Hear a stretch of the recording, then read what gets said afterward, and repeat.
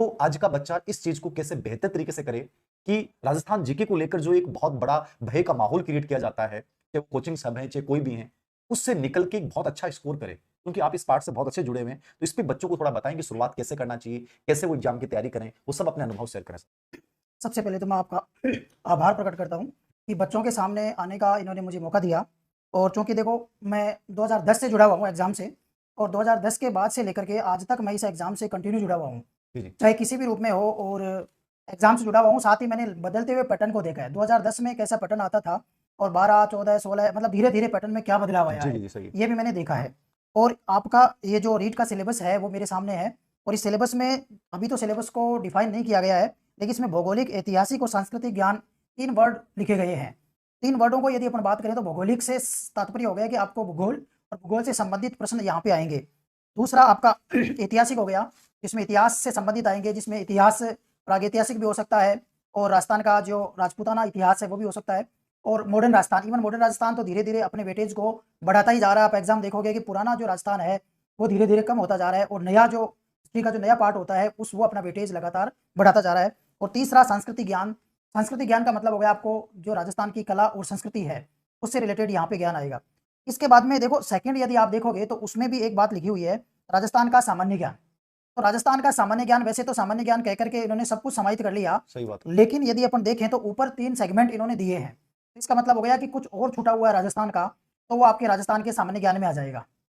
ये 4 चीज़ें हैं। और देखो, शिक्षक भर्ती जो है वो एक पर्व की तरह होता है, मैं मानता हूँ सही राजस्थान में। बात, सही बात। और शिक्षक भर्ती का एक आज जो आजीविका है ना, वो उसका बहुत बड़ा संकट भी है। इसलिए, और सबसे बड़ी बात है कि जैसे 10 लाख 15 लाख फॉर्म भरते हैं और उनमें से कुछ ही सेलेक्ट होते हैं। तो इसके बीच में जो बाकी जो अनसेलेक्ट होते हैं, सेलेक्ट जो होते हैं, उनके बीच में अंतर यही होता है कि एक की जो स्टडी होती है वो स्मार्ट होती है। सही बात है। वो एक सही पथ पे चलता है, क्या उसको चूज़ करना है, कैसे उसको पुस्तकों को पढ़ना है और किस तरह से अपना बेस बनाना है। तो मैं एक एग्ज़ाम्पल से बताना चाहूँगा, क्योंकि आज का जो पैटर्न है, जैसे सांस्कृतिक ज्ञान है, तो प्रश्नों को 2 तरह से तैयार करते हैं स्टूडेंट। एक कॉन्सेप्ट लेवल पे, जैसे कोई टॉपिक है, और टॉपिक को आपने कॉन्सेप्ट लेवल पे तैयार कर लिया, और इसके बाद में एक होता है फैक्ट लेवल पे। लेकिन ज़्यादातर स्टूडेंट क्या होते हैं कि कॉन्सेप्ट को समझते नहीं हैं और सीधा फैक्ट लेवल से रटना उसको शुरू कर देते हैं। इसका परिणाम क्या होता है कि एग्ज़ाम में वो ये कहते हुए मिलेगा कि मैं 2 में से कन्फ्यूज़ था। सही बात। ये सामान्यतः बहुत बड़ी विडंबना है कि वो कहेगा कि मैं 2 में से कन्फ्यूज़ था। मैं मेरी बताऊँ तो कुछ अपवाद छोड़ दूँ, तो कभी एग्ज़ाम में कन्फ्यूज़ नहीं हुआ मैं। कभी मुझे नहीं लगा कि 2 में से क्या चाहिए। सही बात। क्योंकि मैंने जो तैयार किया वो पहले कॉन्सेप्ट पे तैयार किया, चीज़ों को समझा, और समझने के बाद में आप यकीन मानिए, जो फैक्ट होते हैं, फैक्ट 2 तरह से होते हैं। एक फैक्ट वो होता है जो समझने के साथ ही तैयार हो जाता है। फिर बहुत कम फैक्ट बचते हैं जिनको आपको रट्टाफिकेशन करना पड़ता है, तो उनको बाद में आप रट भी सकते हो। दिक्कत नहीं आएगी आपको। जैसे एग्ज़ाम्पल के लिए मैं बताऊँ कि जैसे राष्ट्रपति का एक महाभियोग का आर्टिकल 61 आता है, सही बात। 61 इम्पीचमेंट से रिलेटेड आर्टिकल है। अब यदि आपने ये समझ लिया कि महाभियोग प्रोसेस होती क्या है, सबसे पहले तो ये तो समझो कि महाभियोग प्रोसेस होती क्या है और ये प्रोसेस चलती कैसे है, सही बात है। और इस प्रोसेस को पास करने के लिए बहुमत कैसा चाहिए, और ये जो बहुमत होता है वो अन्य जो बहुमत होते हैं उनसे अंतर क्या होता है, इसमें मतलब क्या भेद होता है दोनों के बीच में।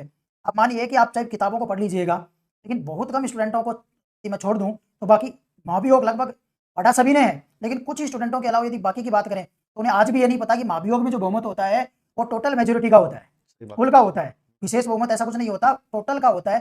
तो वो जो अंतर है ना, वो उनको यहाँ पता नहीं रहता। और आजकल के प्रश्नों की जो प्रकृति आ रही है और लगातार उसमें वृद्धि होती ही जा रही है। सही बात है। अभी आरएस का यदि हाँ, लेवल। देखें तो उसमें भी इंटेलेक्चुअल या मैं कहूँ कॉन्सेप्चुअल प्रश्न आ रहे हैं। तो उसमें क्या करेगा कि 4 महाभियोग से रिलेटेड आपको 4 स्टेटमेंट दे देगा, और चारों स्टेटमेंट आपके तब सही होंगे जब आपको महाभियोग का पूरा कॉन्सेप्ट पता होगा। जब आपको ये पता होगा कि महाभियोग मतलब पूरा कॉन्सेप्ट पता होगा तभी देगा वो। जैसे स्टेटमेंट 1 में 1 लाइन दे देगा, ये एक अर्धन्यायिक प्रक्रिया है। अब आपको पता तो हो अर्धन्यायिक प्रक्रिया क्या है, अभी जुडिशियल प्रोसेस क्या है, ये आपको पता होगा तभी तो आप उसका समझ पाओगे, हाँ, नहीं तो तभी समझ क्लिक नहीं कर पाएगा। पाओगे। अब जैसे एक बार महाभियोग के बारे में आ गया कि एक अर्धन्यायिक प्रक्रिया है, उसके बाद में सभी बुक्स में लिख दिया गया, जो मार्केट में बुक आएगी महाभियोग अर्धन्यायिक प्रक्रिया है। फिर इसके बाद में जो न्यायाधीशों को हटाते हैं वो भी अर्धन्यायिक है, लेकिन उसके लिए बुक में अभी भी मेंशन सही नहीं किया बात गया है। है। सही बात। क्यों? क्योंकि वो तो बुक तो पीछे चलेंगे आपके।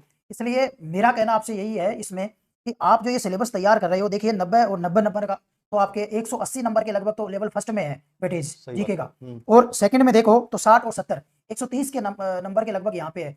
मैं ये मानता हूँ कि आपका जो रीट है उसका डिसाइडिंग फैक्टर है ये। यदि किसी ने 130 में से 120 25 तक स्कोर कर दिया, तो मानो उसका नंबर पक्का है, और वो वही कर पाएगा जिसने जीके को कॉन्सेप्ट बेस पे तैयार किया है। सही बात। जिसने जीके को कॉन्सेप्ट पे तैयार किया है, जैसे मैं महाभियोग पे ही एक ही एग्जांपल से बताना चाहूंगा सारी बातें। जैसे मैंने महाभियोग का उदाहरण बताया, यदि आपने महाभियोग क्या होता है कौन लाता है, प्रोसेस क्या है, ऐसे उसको तोड़ करके पढ़ लिया और प्रोसेस क्या है, ये आती कैसे है, तो आपको आर्टिकल 61 कभी याद करना नहीं पड़ेगा, क्योंकि आप पढ़ क्या रहे हो, आप टोटल आर्टिकल 61 के बारे में पढ़ रहे हो। तो इसका मतलब 61 का जो फैक्ट था वो ऑटोमेटिक रट गया, वो आपको कभी याद करने की आवश्यकता नहीं पड़ेगी। एग्जाम में आएगा आप तुरंत क्लिक करोगे यार 61 की बात कर रहा है, क्योंकि आपने 61 को बहुत डेप्थ में पढ़ लिया। और डेप्थ ऐसा कुछ नहीं होता जीके में, आप ये मत समझना, जो टॉपिक आपके सिलेबस में डाले हुए हैं उन टॉपिक को आप अच्छे तरीके से तैयार कीजिए, कॉन्सेप्ट पे पहले समझिए, फिर इसके बाद में कुछ डाटा उसमें बचेंगे, हर टॉपिक में बचते हैं, तो उनकी फिर लिस्ट बना लीजिए, लिस्ट बना करके उनको रट्टा मार लीजिए। तब क्या होगा, आपके फैक्ट कम हो जाएंगे। जहां आप 100 फैक्ट याद कर रहे हो, वही उन फैक्टों की संख्या घट करके लगभग 30 और 20 के लगभग आ जाएगी। 80 जो फैक्ट हैं आपके, 70 जो फैक्ट हैं लगभग, वो आपके कॉन्सेप्ट में ही समाहित हो जाएंगे, तो आपके फैक्ट बचेंगे नहीं। ये आपको सबसे बड़ा इसका फायदा होगा। देखिए इसका एक एग्जांपल और है सर, बताना चाहूंगा। एक मीनाकारी, आपके कला संस्कृति में एक टॉपिक चलता है मीनाकारी। आपको मैं बताऊं, थेवा कला भी एक मीनाकारी होती है, थेवा कला भी one part of meenakari, enabling का पार्ट होती है ये, लेकिन किताबों में नहीं है ये। अब कल को थेवा कला के बारे में 4 फैक्ट आ जाए, फर्स्ट कोई भी आ गए और चौथा फैक्ट आ जाए यह एक प्रकार की मीनाकारी है, तो आप तो गलत करोगे इस फैक्ट को, क्योंकि पता ही नहीं है कि मीनाकारी है। इसलिए आप देखो, किसी भी चीज को समझो तो उसके कॉन्सेप्ट को, यदि आपने मीनाकारी के कॉन्सेप्ट को समझा है तो आप तुरंत जान जाओगे थेवा कला भी वही है, कुंदन कला भी वही है, तो सर वो सारी एक ही चीज होती है। इसलिए मेरा फोकस कॉन्सेप्ट, उसके बाद फैक्ट का तरीका है। अब जैसे एक बच्चे कमेंट आ रहा था कि सर क्या इंडियन जीके सिलेबस में शामिल है? इंडियन जीके सिलेबस में कहीं शामिल नहीं है। तो क्या राजव्यवस्था शामिल है? सर ने महाभियोग का उदाहरण दिया, राजव्यवस्था शामिल है, क्योंकि राजस्थान का सामान्य ज्ञान शब्द लिख देने का मतलब है कि आपको राजस्थान की राजव्यवस्था पढ़नी पड़ेगी, राजस्थान की प्रशासनिक व्यवस्था देखनी पड़ेगी, राजस्थान का आर्थिक परिदृश्य देखना पड़ेगा, राजस्थान की योजनाएं आपको समझनी पड़ेंगी। ये एक मतलब एक हिंट दिया आपको। अब आप में से कई बच्चे कहेंगे सर विस्तृत सिलेबस कब आएगा? देखिए पहली चीज तो ये है, मेरे अनुसार विस्तृत सिलेबस भी आएगा। विस्तृत सिलेबस आएगा सर, क्योंकि इसमें लिखा हुआ है सिलेबस में, शायद ऊपर लिख रखा है इसमें कि सूचित किया जाएगा, प्राधिकृत अधिकरण द्वारा समय समय पे विहित किया जाएगा और अभ्यर्थियों को समय के भीतर ऐसी रीति से जो आयोग उचित समझे। मतलब कि मान लीजिए कि ये पेपर अधीनस्थ सेवा चयन बोर्ड करवाता है, रिट ग्रेड 2 ग्रेड 3 का पेपर रिट होने के बाद, तो वो अपना विस्तृत सिलेबस एक जारी कर देगा। लेकिन विस्तृत सिलेबस का मतलब इतना कंफ्यूजन लेने की आवश्यकता नहीं है कि मुझे पता है कि राजस्थान की ज्योग्राफी पढ़नी है, तो ज्योग्राफी में राजस्थान के खनिज पढ़ने हैं, राजस्थान के भौतिक प्रदेश मुझे तैयार करने हैं, राजस्थान में मुझे वन पर्यावरण को तैयार करना है, राजस्थान में मुझे पॉपुलेशन को तैयार करना है, ठीक है, राजस्थान का मुझे ड्रेनेज सिस्टम पढ़ना है, राजस्थान की जनसंख्या संबंधी आंकड़े मुझे पढ़ने हैं, ठीक है, राजस्थान की इंडस्ट्री के बारे में मुझे पढ़ना है, राजस्थान की प्लानिंग के बारे में मुझे पढ़ना है, ठीक है, तो मेजर टूरिस्ट सेंटर वगैरह, तो वो लगभग जो 2nd ग्रेड में ज्योग्राफी है, राजस्थान ज्योग्राफी, वो हमें ज्योग्राफी पढ़नी है। वो वीडियो एग्जाम की तैयारी करें, पटवारी एग्जाम की तैयारी करें, राजस्थान ज्योग्राफी है, एक अच्छी किताब ली, हरिमोहन सक्सेना या कोई भी गाइड ली और उसको बहुत अच्छे से अपने कर लिया। मैं एक बात बीच में बोलना चाहूंगा, जैसे ये सर बता रहे हैं उसके हिसाब से आप लोग जो बेसिक बनाओ अपना, तो हिंदी ग्रंथ अकादमी की किताबें नो डाउट बहुत अच्छी है, लेकिन अपना बेसिक राजस्थान बोर्ड की बुक से बनाओ। सही बात। आपको मैं बताऊं कि आप लोगों ने शायद जिन्होंने पढ़ा होगा उनको तो पता होगा, राजस्थान बोर्ड की जो अभी आई है ना बुक, इससे पुरानी वाली मतलब 2 साल पहले जो बुक चलती थी 2018-19 वाली, उन बुक में सर मैं बताऊं, राजस्थान के जैसे मानसून सिस्टम है या राजस्थान कोई भी टॉपिक है ज्योग्राफी का, इनका इतना शानदार और इतना अच्छा दिया हुआ है कि आप मानोगे नहीं, कि आपको लगेगा यार मतलब बहुत अच्छे कॉन्सेप्ट पे। हालांकि वो अधूरा है, पूरा आप 7 और पढ़ोगे तब जाकर के पूरा हो जाएगा, लेकिन आपके बेस बनाने के लिए वो बहुत अच्छा है। बेस बनाने के लिए अच्छा। मुझे लगा कि जब हमारा कॉलेज लेक्चर का एग्जाम हुआ था, मुझे 12वीं क्लास की राजस्थान की जो इतिहास की किताब थी, उसमें महाराणा प्रताप में जो प्रश्न आया वो किसी किताब में नहीं था, बट उस किताब में डाल रखा था। तो कुछ चीजें ऐसी हैं जो आपको वहां बहुत अलग मिलेंगी और उन किताबों को डाउनलोड कर सकते हैं आप, ठीक है, और यदि वो मार्केट में नहीं मिल रही हैं वहां से अच्छे से तैयार कर सकते हैं आप। और एक सर हमारे टाइम में 2011-12 में जब स्कूल लेक्चर लगा था, उसमें राजस्थान का इतिहास संस्कृति किताब है, वो मेरे पास आज भी पड़ी है। उस किताब में इतिहास कला संस्कृति का इतना शॉर्ट एंड स्वीट मैटर दे रखा है। ऐसी किताबें यदि हमारे पास हो तो बहुत कम समय में और बहुत इजी लैंग्वेज में तैयार की जा सकती हैं, और राजस्थान बोर्ड से रिलेटेड वो चीजें हैं आप बहुत अच्छे से आराम से कर सकते हैं मेरे अकॉर्डिंग। तो जैसे इतिहास की अपन बात करें तो राजस्थान इतिहास आएगा। अब हिस्ट्री में क्या आना है, आपको प्राग इतिहास पढ़ना है, राजस्थान की पाषाण सभ्यताएं क्या है, राजस्थानी कालीबंगा, आहड़, गिलुंड, ये सब बालाथर की सभ्यताएं क्या है, ये सब आना है राजस्थान के इतिहास में। जब मिडियल इंडिया में जाएंगे तो हमारा दिल्ली सल्तनत के साथ क्या संघर्ष रहा, ठीक है, चाहे वो जालोर की कहानी हो, चाहे रणथंभौर की कहानी हो, चाहे वो चित्तौड़ की कहानी हो, उनको सिलेबस में डालेंगे। और भी मुगलों के साथ प्रतिरोध क्या हुआ, जिसमें हमें महाराणा सांगा पढ़ना है, कुंभा पढ़ना है, महाराणा प्रताप पढ़ना है, चंद्रसेन पढ़ना है। तो ये इतिहास के सिलेबस को लेकर ज्यादा टेंशन लेने की आवश्यकता नहीं है, ये सिलेबस ऑलरेडी क्लियर सा होता है, जो आएगा आगे और पता चल जाएगा। और मॉडर्न राजस्थान हिस्ट्री में आपको पढ़ना है कि राजस्थान एग्रीकल्चर मुझे पढ़ना है, प्रजामंडल आंदोलन पढ़ना है, राजस्थान का स्वतंत्रता संग्राम पढ़ना है, ये सब वो चीजें हैं जो एकदम क्लियर हैं। आप तो एक अच्छी किताब लेके और एक शुरुआत कीजिए। संस्कृति में पता है लोक देवता आएंगे, चित्रकला आएगी, ठीक है, राजस्थान की हस्तशिल्प कला आएगी, ठीक है, ये वो चीजें हैं, राजस्थान के दुर्ग आएंगे, तो वो चीजें जिनके लिए सोचने की आवश्यकता नहीं है। राजस्थान की भाषाएं, बोलियां, ये सब चीजें वो जो आप कर सकते हैं, इनको लेकर इतना उलझने की आवश्यकता नहीं है। सर क्या होगा, कैसे होगा, क्या नहीं कर पाएंगे, अच्छी किताबें से शुरुआत कीजिए राजस्थान बोर्ड के से। गाइड आप चूज करना चाहें, कोई गाइड कर सकते हैं, लेकिन मुझे लगता है कि सर राजस्थान जीके एक बच्चा ईमानदारी से तैयार करे तो आपने जैसे कहा कि 180 नंबर का पार्ट है, 130 नंबर का पार्ट है, बच्चा बहुत अच्छा स्कोर कर सकता है। 1 घंटा 2 घंटा निकाले, पूरे एग्जाम के क्वेश्चन पेपर एनालिसिस करे, और जैसा आपने कहा अपडेट रखे अपने आप को।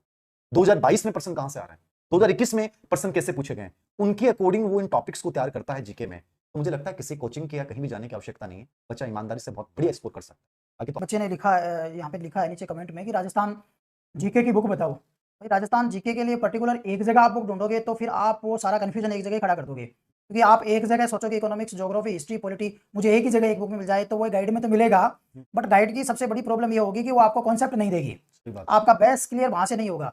इसलिए आप ये मत सोचिए। और मैं तो आपको इसमें सबसे बढ़िया बात ये कहूँ कि आप टॉपिकों को, जैसे आपने राजस्थान बोर्ड की बुक ले ली, राजस्थान बोर्ड की बुक से आप टॉपिक तैयार करते जा रहे हैं और वो टॉपिक तैयार करते जा रहे हैं तो उसके नोट्स अपने आप ही बनाते जाओ आप, और उसके साथ फिर कोई गाइड जो भी आप पढ़ रहे हो उसको एडिशनल रखो साथ में, एक्स्ट्रा चीजें हो तो अपने नोट्स में लिख लो, क्योंकि आप जो नोट्स बना रहे हो ना उसमें कंटिन्यूटी रहेगी। आप जो नोट्स बना रहे हो, जो नोट्स बच्चा बनाता है खुद तो वो सोचता है दिमाग में कि मुझे नोट्स बनाना कैसे है, फिर एक नोट्स की एक क्रोनोलॉजी वो बनाता है उसमें, सही बात। कि जैसे मान लीजिए वो पर्यटन पे बना रहा है, तो पर्यटन पे बना रहा है तो वो देखेगा कि पर्यटन की संस्थाएं कौन सी हैं, पर्यटन की स्कीम्स कौन सी हैं, पर्यटन के सर्किट कौन से हैं, तो वो नोट्स में ऊपर एक डायग्राम में एक फ्रेम बनाएगा। फ्रेम बनाने के बाद में जब वो पर्यटन का नोट्स बनाएगा तो उसे बनाने में जरूर टाइम लगेगा, लेकिन दोबारा वो रिवाइज करेगा। तो यदि वो अपनी किसी गाइड में पढ़ रहा है और गाइड में वो जो उसे 2 घंटे लग रहे हैं तो वहां मुश्किल से 10 से 12 मिनट लगेंगे उसको, ये उसके लिए फायदा होगा। और दूसरा फायदा ये होगा, एग्जाम में वो कॉन्फिडेंट रहेगा, वो ये नहीं कहेगा कि मैं कंफ्यूज था, सही बात है। क्योंकि वहां पढ़ोगे तो वहां कंफ्यूज रहोगे, क्योंकि वहां इतनी मोटी गाइड हो गई, मान लो 800 पन्नों की, 500 पन्नों की, 700 600, मतलब मैक्सिमम इतने गाइड आ ही रही है सभी। हाँ, सही तो बात। इतने पन्नों की गाइड पढ़ोगे तो आपको पता नहीं चलेगा, 20 50 60 पन्नों पे जाते जाते आपको पीछे वाले पेज का पता नहीं चलेगा कि वहां था क्या। लेकिन आपने अपने हिसाब से नोट्स फ्रेम कर लिए और डिजाइन करके उसमें डालते गया, जो भी फैक्ट है, डाटा है, कॉन्सेप्ट है, उन सबको डालते गए तो आपको कभी दिक्कत नहीं आएगी। और एग्जाम में आपके लिए मुश्किल से ये जो सिलेबस हाथ में दिख रहा है रीट का, इस सिलेबस में यदि मैं राजस्थान जीके की बात करूं तो एग्जाम तक आपके पास 100 या 125 पेज से ज्यादा नहीं होगा, जो भी खुद के लिखे हुए हैं। सही बात। खुद के हैंड रिटन जो पेज है ना वो 150 चले जाएंगे मैक्सिमम। 150 पेज खुद के लिखे हुए कितना टाइम लगता है आपको? हम जैसे हम आरएस में जब तैयारी करते थे, जब उसका एग्जाम को होता था उस समय, तो आप सोचिए एक दिन में 8 8 6 6 7 7 सब्जेक्ट होते थे, तो हम एक दिन में 4 4 5 5 मतलब 2 2 घंटे में पूरी कला संस्कृति खत्म राजस्थान की, 2 घंटे में पूरा इतिहास खत्म। मतलब इतना सा टाइम लगता था क्योंकि वो बने हुए नोट्स होते थे और वो 20 20 30 30 40 40 पेज के होते थे। इसलिए कोशिश करो कि अपना कॉन्सेप्ट और अपने नोट्स बनाने की